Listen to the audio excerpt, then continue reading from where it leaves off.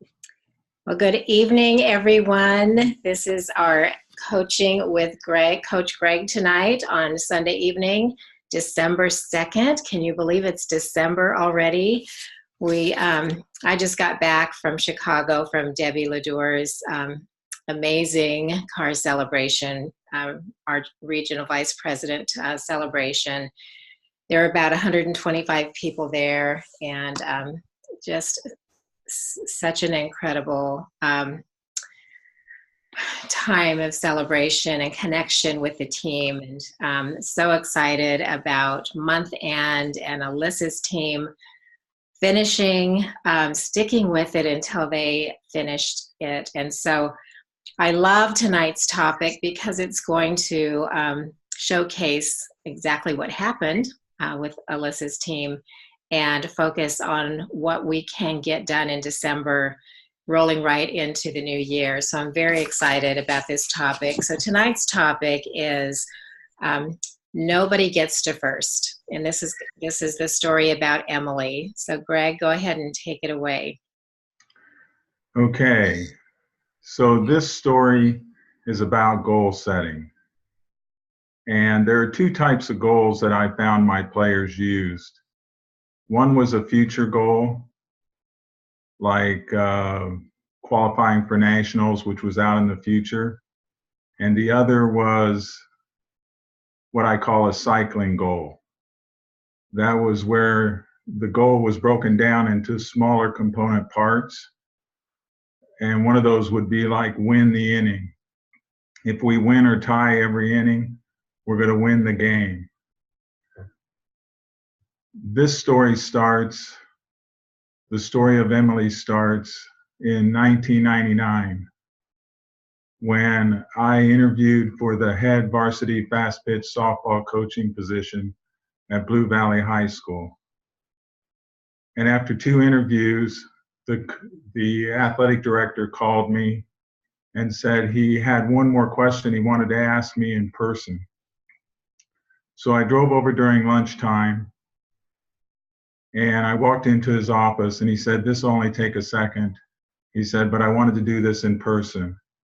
He said, "I want to make sure you understand you're going to be more than a softball coach to these players." And I said, "I understand I'm going to be as much a counselor as a coach." So why did he say that? It had to do with something that had unfolded about a year before in April of 1998, when 5 of the softball players riding in a convertible headed to the complex about 3.5 miles away from the school. Part of that journey was on a narrow 2-lane county road. The driver of the convertible got off the pavement onto the gravel shoulder, and when she corrected, she shot into the oncoming traffic and hit a 1-ton van head on. The driver was killed instantly. The passenger had her seatbelt on and survived. The 3 players in the back, witnesses said they weren't even sitting in the seat. They were sitting on the trunk with their feet in the seat. They were ejected from the vehicle. The one on the right and the one on the left died of head trauma and internal injuries. The one in the middle was tall enough that her foot clipped the top of the van window, causing her to tumble. She landed on her feet behind the van, and except for some cuts, bruises, and a broken ankle, she survived. When our first season started in the spring of 2000, we did tryouts. And the team after tryouts was comprised of 5 seniors, 3 juniors, 3 sophomores.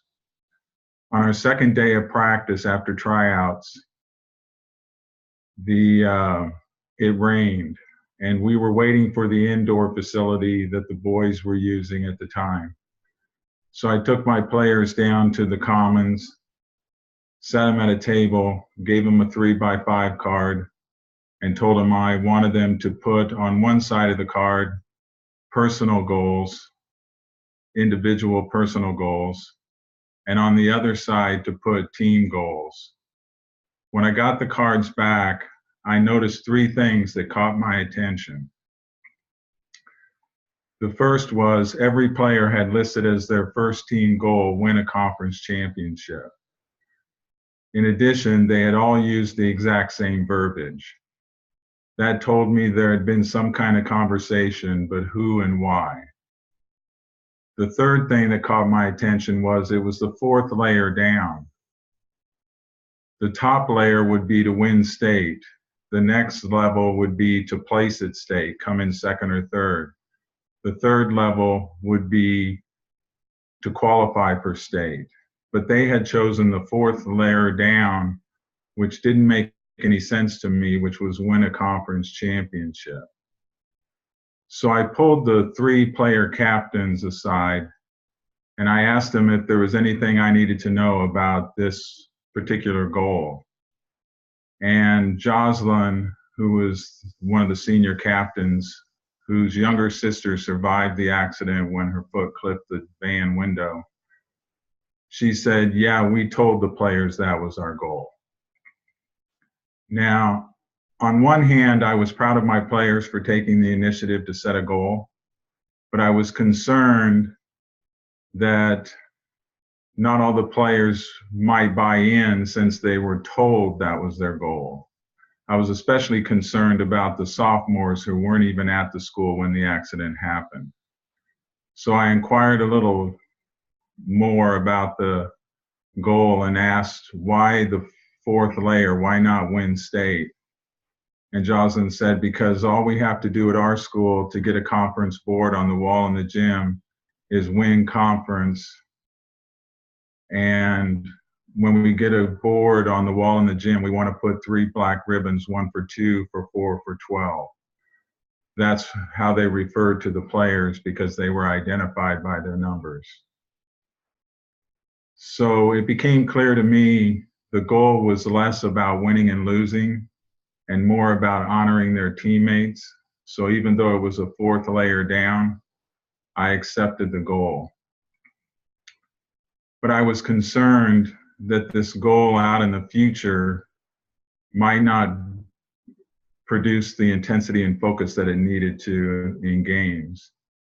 After 2 double hitters, it was clear that the goal needed supplemented in some manner, shape, or form. The 2 games we won against one team, we barely won the games, struggled to win them. And the other doubleheader we played that we split, we lost against a team we should have never lost against. So that's when we entered our 3rd doubleheader of the year. It was against a crosstown rival. We were visitors. We played the first game, struggled a little bit, but won the game 3-1. Then we started the second game, and something happened that hadn't happened all year long. We were visitors, we hit first, and we scored in the first inning. My players, after our half of the inning was done, would always get together in a circle before they went out on defense. I stepped into that circle and I said, okay, that 1 run changes everything. We need to come up with a goal. And there was blank stares and dead silence. And that told me everything, that they thought that their goal out in the future was magically going to get them there. But I was trying to get them to focus in on what I call a cycling goal, that they could focus on every pitch of every play. After about 10, 12 seconds of dead silence, a hand went up. The hand was Emily's hand. Now I have to pause here for a second and explain a little bit about Emily's so you understand why that was significant. Emily was a great softball player. She was a great fielder with lateral movement. She had a strong arm, a quick release. She could play anywhere on defense but catch. She was a great hitter. She was a great base runner. She was second on the team in stolen bases. But her greatest attribute to the team that year was her pitching. There are good pitchers, there are great pitchers, and then there are dominant pitchers. And Emily was a dominant pitcher. Here's how dominant she was. She pitched 39 games in high school. 30 of the 39 games were shutouts. That means in only 9 of 39 games did the opposing team score a run. In 13 of 39 games, she pitched a no-hitter. And when she finished her career, 45% of all the batters she faced walked back to the dugout with a strikeout. It's hard if you're an opposing team coach to score when half of your team is going to be going back to the dugout with a strikeout. It's hard to score runs. So when Emily's hand goes up, everyone takes notice. Emily didn't say a lot. She didn't have to say much. Her pitching spoke loud and clear. The juniors and seniors took notice because they knew their chance of winning a conference championship was riding on the back of Emily's pitching. And the sophomores took notice because Emily took care of the sophomores. Emily was a junior. The previous year as a sophomore, she played on varsity, and she remembered what it was like being a sophomore among juniors and seniors. So she took care of the sophomores. I looked at Emily and I said, "Emily, do you have a goal?" She said, "Yes, coach." I said, "What is it?" She said, "It's the goal I have every time I pitch, coach." And when Emily says those words, her voice quivers. So she's becoming vulnerable and sharing something she's never shared before. I said, "What's that goal, Emily?" She said, "Nobody gets to first." I said, "Emily, is that how you throw every pitch?" She goes, "Every pitch, coach. I throw every pitch so that they don't get to first." Standing next to Emily was Casey, our senior league captain, who had just signed with LSU. Casey put her hand in the center of the circle and said, "Coach, I like that goal. Can we use that one?" And I said, "Sure."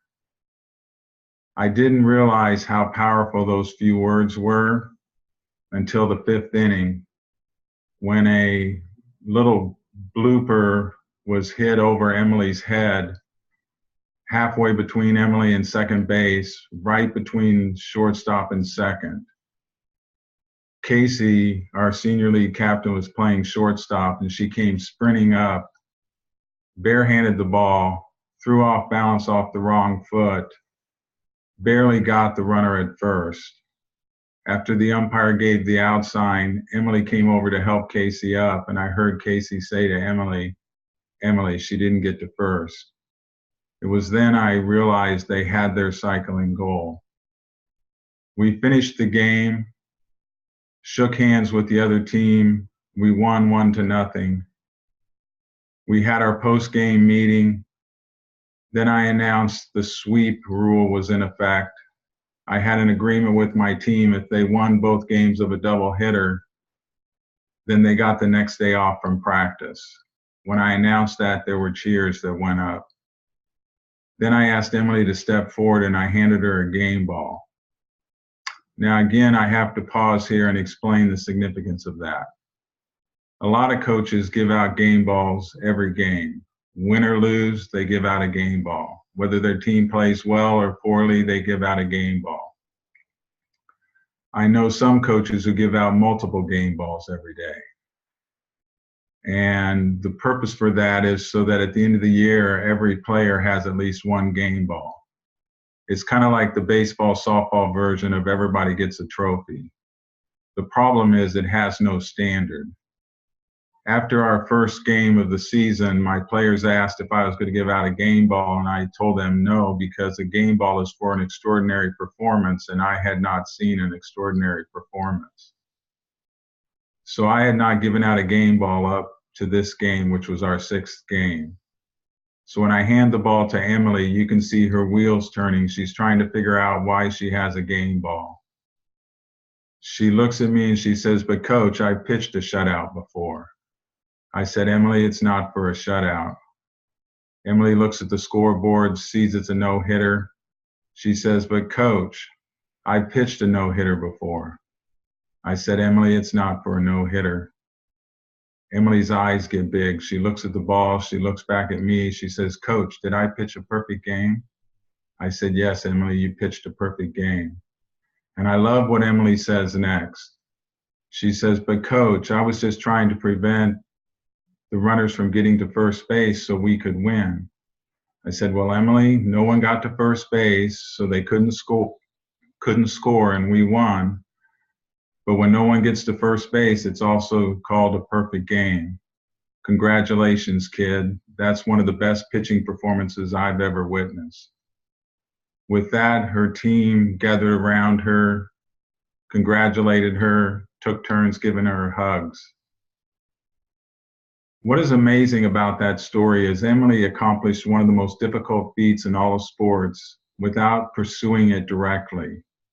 She was pursuing a goal for her team, and in pursuing a goal for her team, she achieved a personal goal. That is the lesson of Emily's story. The second lesson of Emily's story is that it occurred because there was a cycling goal. I found with my teams, when they put a goal out in the future and that's all they had, they made that goal about 20% of the time. But if they put a goal out in the future and then they supplemented it with what I called a cycling goal, something that they were going to focus on every pitch of every play, of every inning, they made their goals 80% of the time. So the power of that goal was that it took this team from an average team to a great team because they were focused on every pitch that no one would get to first. And with that, I'll turn it back over to Linda. Wow. I love this story. I've heard it so many times, and we can so apply this to our business. So I asked the question, how can you apply Emily's goal of no one gets to first to your personal business, with your team? Like Greg said, there are personal goals that we all have, striving to, you are the best player on your team. So having that personal goal every single month on what you're going to accomplish. And this month we have the AIT trip, double pointing. We just put a challenge out to bonus by the 15th of the month, which actually puts you into earning that trip much quicker. So creating that cycling goal every single month of what you're going to accomplish personally, and then the more people that you bring onto your team duplicates what you're doing. So if you are duplicating, bonusing every single month, even as a consultant, so consultants basically in this incentive that we're doing, they can earn the incentive as well. The Zoom call with all of the top leaders, including our CEO, Jean David, by basically bonusing as if they were a district already, which will cause them to become a district. So at every level, bonusing at district is the cycling goal every single month to make that happen, which is what causes you to move forward in your business, and that duplicates, which becomes a team goal. So I challenge you to, to step up and decide what your cycling goal is. And,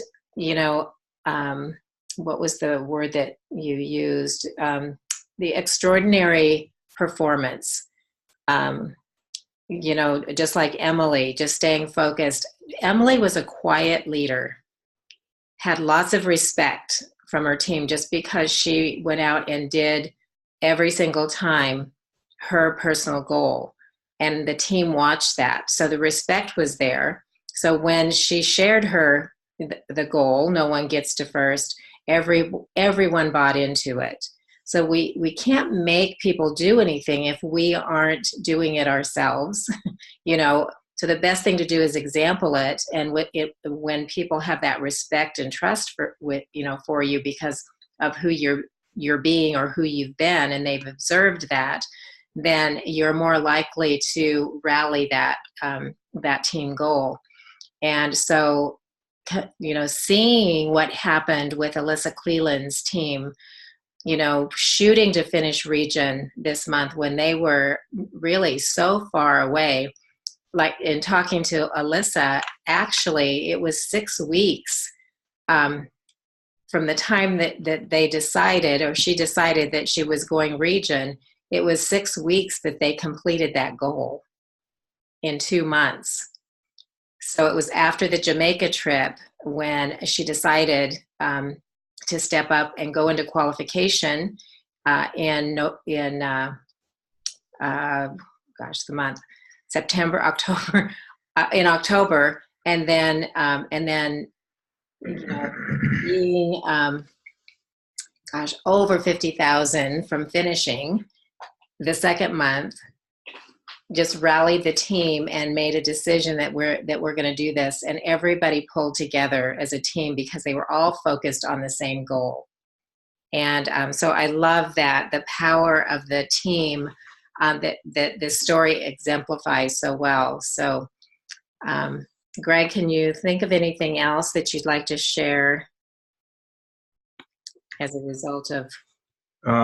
Yeah, one of the things that I would always emphasize with my players, and the story of Emily and No One Gets to First is a good example of it, is that the team goal needs to be primary and the individual goals are found within the success of the team goal. Or the way I would say it to my players is, if your team goal is successful, you'll have a residue, and that residue is that your individual goal would be successful. And Emily's story exhibits that perfectly, because she was pursuing a win for her team, and in pursuing a win for her team, because they gave her one run and one run should be enough, she ended up pitching a perfect game, which is one of the most difficult feats in all of sports. Yeah. So let's pitch a perfect game between now and, again, we talk about GTC being the big vision of walking across that stage, and the way you cross that stage is by earning a promotion to region, Parade of Champion, one of the challenges that Arbonne puts out there for us. So focusing on that, having that be your big vision, and then create that cycling goal every single month to get you closer to that is a great roadmap. And we've got everything in place to do that. Arbonne's giving us everything. The other thing that I would really emphasize is, the free shipping as consultants. So bringing new consultants on with a $500 order is the habit that Arbonne wants us to get into, because when they're coming on board as a consultant, we can't work from an empty cart. We need product to be a product of the product, because what you use is what you're going to share and sell ultimately. So focusing on, just imagine that $500 for every consultant that you bring on board, and they duplicate that throughout your team. That creates that cycling goal. So what are you creating on your team that is going to continue to grow your business and pitch that perfect game every single month, leaving no money on the table? And so I would challenge you all to apply this story. Listen to this over and over, because it's such a powerful story. And then apply this to your business and to your life. I mean, this applies to your life as well. So anything else, Greg, before we close out this evening? And then you can share what next week is going to look like. No, I don't have anything additional to add, but next week's topic continues the story of Emily, and it's about sharing the glory of an achievement and how it motivates a team. So join us next week, same time, same place, and another great story from Coach Greg. Thank you all for getting on this evening, and I hope everyone will listen to the recording over and over again, because repetition is when things get in, and you can start applying it. Thanks, Coach Greg, for another great story. Appreciate you. Okay, bye. Bye.